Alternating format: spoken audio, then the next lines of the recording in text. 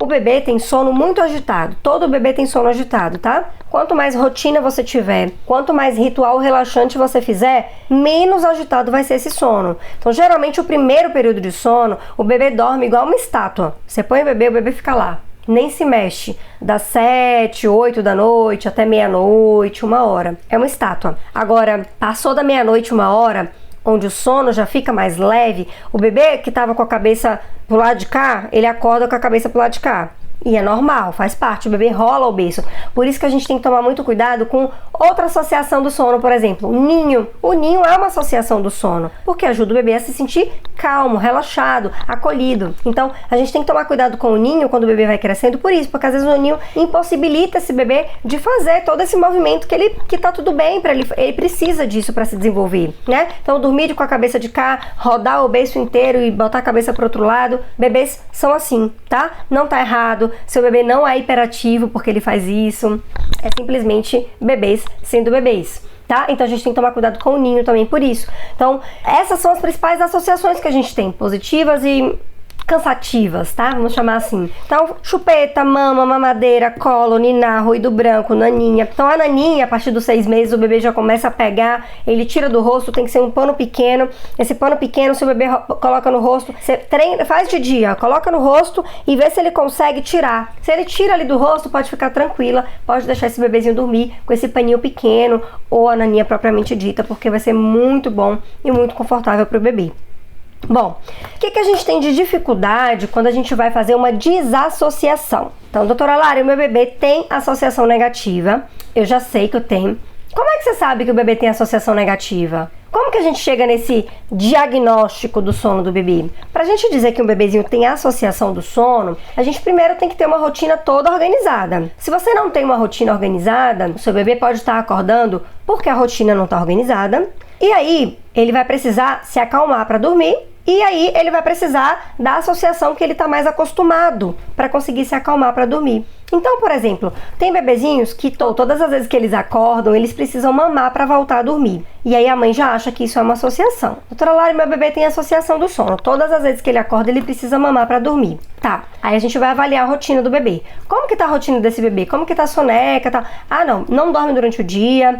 É um bebê muito difícil para dormir, fica acordado o dia todo. Chega no final da tarde, ele tá super estressado. E aí, doutora Lara, ele acorda 10 vezes à noite e ele precisa mamar todas as 10 vezes à noite. Então ele tem uma associação do sono. Não, gente, ele não tem associação do sono. Ele tá acordando 10 vezes porque ele tem efeito vulcânico, porque ele não dormiu bem de dia.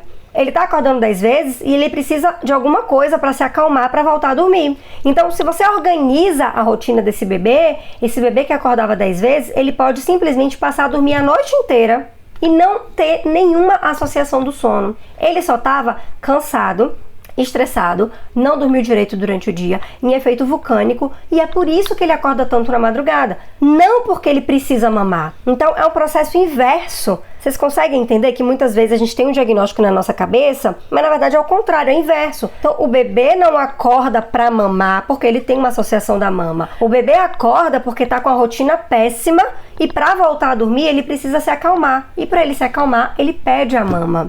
Então, gente, para a gente chegar no diagnóstico de associação da mama, primeiro ponto é a gente organizar a rotina desse bebê. Se você deixa a rotina desse bebê toda organizadinha, né, ele tá dormindo bem, tá se alimentando, e mesmo assim ele continua acordando bastante na madrugada, aí a gente pode pensar em uma associação, sim, e a gente vai partir para o processo de desassociar aquilo que tá atrapalhando esse bebezinho de conseguir emendar o ciclo de sono no outro. Tá, e todo bebê tem associação? Tem alguma... O bebezinho de 1 mês pode ter associação do sono? Não, gente, não tem, tá?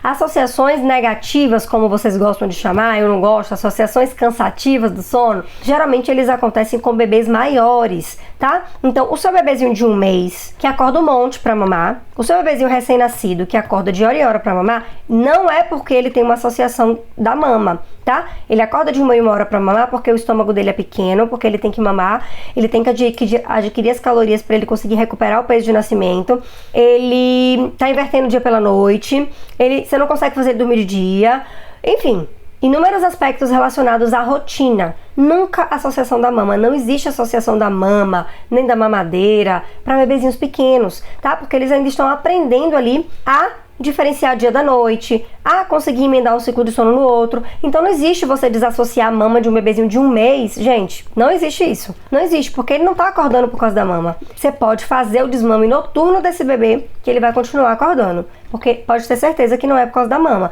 Ele tá acordando provavelmente porque a rotina não tá ajustada, tá? Bom, o que a gente tem então de dificuldade? Então a gente chegou no diagnóstico, um bebê mais velho, com rotina boa, né? Você já sabe agora, você chegou no diagnóstico de uma associação da mama, por exemplo. Da mama, do colo, do ninar. Quais são as principais dificuldades que a gente tem no processo de desassociar ou a mama, o colo ou o ninar? Gente, a principal dificuldade é que o bebê, ele tá acostumado a precisar dessa associação para ele conseguir acalmar e voltar a dormir. Então, quando você muda, ou seja, quando você precisa ensinar o bebê que ele consegue se acalmar de outra maneira, para o bebê é um pouco estressante. Por quê? Porque, sei lá, como eu falei, geralmente a associação da mama ela é um diagnóstico de um bebê mais velho. Então, eu vou chutar aqui um bebezinho de 1 ano, de 8 meses, 9, 1 ano, que passou esse tempo inteiro, todas as vezes que ele acordava, ele ou ia para a mama, ou ele ia para o colo, ou ele era ninado. E aí, de uma hora para outra, a gente agora quer que esse bebê durma de outra forma. A gente quer que esse bebê desassocie essa necessidade que ele tem para conseguir relaxar e voltar a dormir de outra forma. Então, é angustiante para o bebê, é estressante para o bebê. Às vezes o bebê chora, né, porque ele quer a mama. Então, para a mãe conseguir fazer o processo de desassociação, é um processo difícil. Não vou dizer para vocês que é fácil, que, não, é moleza. Vem para assessoria que a gente vai desassociar isso aí, ó, moleza.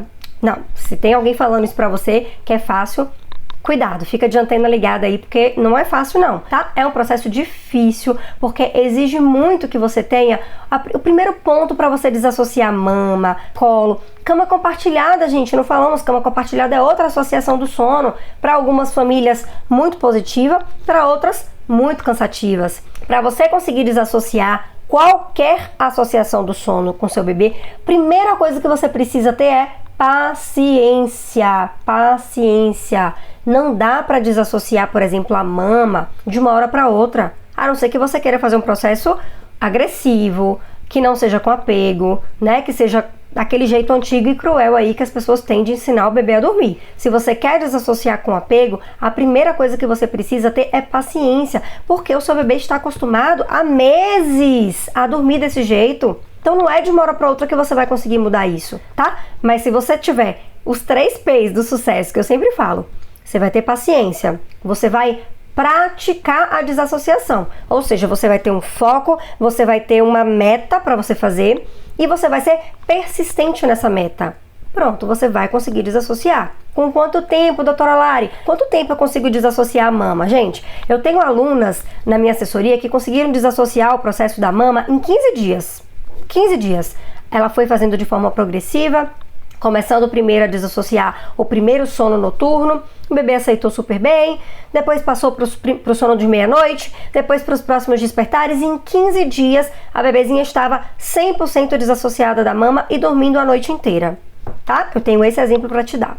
Mas eu tenho outro exemplo também para te dar, de outra aluna minha do curso da assessoria, a Aninha, mãe do Rafael, acho que tem até uma live que a gente fez aqui com ela, que ela levou em torno de 1 mês e meio para desassociar a mama. Porque o Rafael era a personalidade muito mais difícil do que o outro bebê, era um bebê mais velho, de quase 1 ano, que estava aí quase 1 ano dormindo sempre mamando, que além da associação da mama, ele criou uma associação do colo e do ninar. Então depois da associação da mama a gente teve que desfazer a do colo e do ninar, e ela levou em torno de 1 mês e meio aí nesse processo. Então, gente, eu não consigo trabalhar com prazos, eu não posso falar pra você assim, vem aqui pra assessoria, que em 1 semana, em 15 dias, em 1 mês e meio, eu vou desassociar a sua mama, seu bebê vai conseguir dormir a noite inteira sem mamar. Jamais vou fazer isso aqui, tá? Porque eu trabalho com integridade, eu trabalho com verdade. E a verdade aqui depende muito da mãe. Aqui é o ponto fundamental, depende mais da mãe do que do bebê, viu, gente? Mais da mãe do que do bebê. Por que depende mais da mãe? Porque a mãe vai precisar do PPP. A mãe vai precisar praticar, persistir e ter paciência. Paciência é a alma do negócio. Se você tá tranquila, confiante que vai dar certo, você passa isso pro seu bebê também e facilita muito o processo. Então, depende mais da mãe do que do bebê, tá? E aí depende do bebê também, porque depende da personalidade do bebê. Tem bebês que são mais estressados do que outro, que tem a associação muito mais intrigada ali no bebê do que outros e por aí vai. Então, eu não trabalho com prazo. Eu trabalho com o tempo que você precisar de mim, eu vou estar com você. Nossa assessoria o prazo é 1 ano, é anual, é 1 ano de acompanhamento ali de perto, se você precisar de mim o ano inteiro, né? Por que eu consigo abrir turmas a cada 2, 3, 4 meses? Porque nem sempre as mães precisam de mim o tempo todo, né? Na verdade, sei lá, 95% não precisa de mim o tempo todo. A gente consegue organizar com um mês e meio ali a rotina do bebê e eu consigo abrir turma a cada vez que essas mães vão ficando mais tranquilas, tá?